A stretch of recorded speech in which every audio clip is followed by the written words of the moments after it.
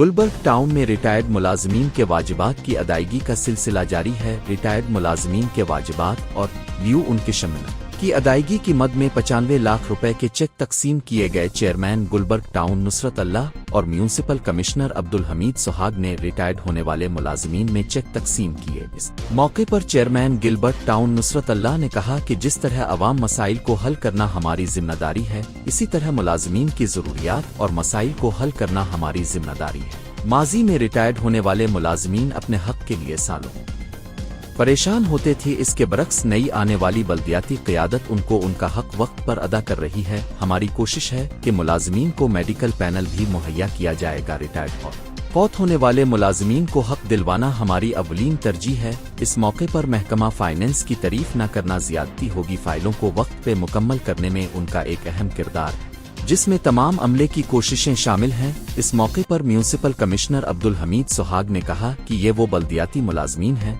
जिन्होंने अपनी सर्विस के दौरान अवाम के बुनियादी मसाइल हल करने में अहम किरदार अदा किया। हमारी कोशिश है कि रिटायरमेंट के बाद मुलाजमीन को माली लिहाज से कोई दिक्कत पेश न आए। वाज़ेह रहे कि गुलबर्ग टाउन के रिटायर्ड मुलाजमीन और फौत होने वाले मुलाजमीन के लवाहिकीन को वाजिबात की मद में अब तक करोड़ों रुपए अदा किए जा चुके हैं। इस मौके पर उनके हमरा UC8 के chairman Farooq Nemat Allah, director admin Mohammad Ali, director बागात Mohammad Nadeem Hanif, director sanitation Waqar Ahmed, director budget Mohammad Waseem, एक CNMNE मोहम्मद यावर और दीगर अफसरान भी मौजूद थे।